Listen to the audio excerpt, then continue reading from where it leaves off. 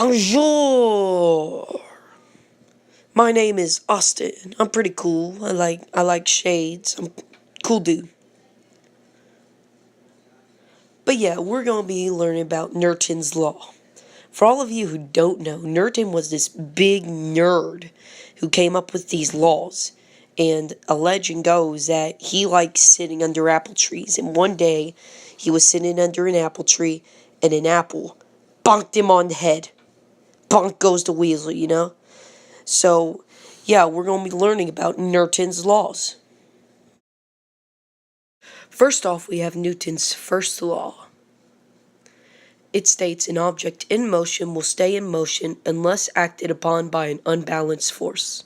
Or an object in rest will stay in rest unless acted upon. So once a long time ago, I accidentally hit my head. Yep. And that's a perfect example of the first law of Nerton. So what happens when you hit your head on something?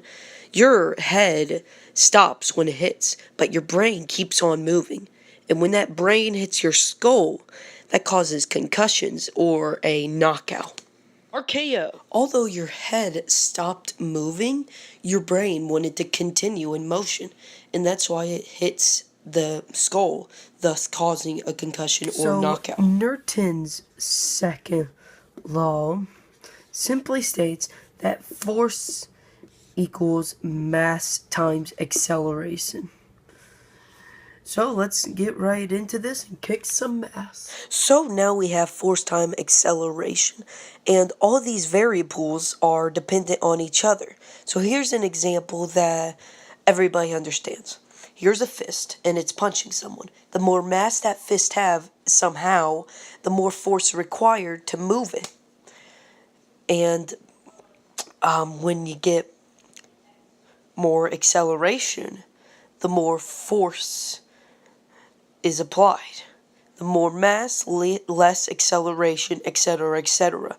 So they're all dependent on each other. So now we move on to the final law, Newton's third law, which simply states that every action has an opposite or equal reaction or action. So a good example is when you're pulling back your arm for a punch. That's storing the potential energy, and we'll get back to that in a minute, but it's pulling back.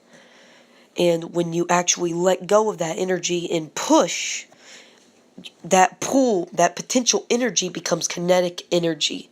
And when you hit something, it causes a push. So the action is pulling, I should say, and the reaction is a push. And there you have it, folks. Those are Newton's 3 laws of motion, basically, plus examples. So, that's all, folks.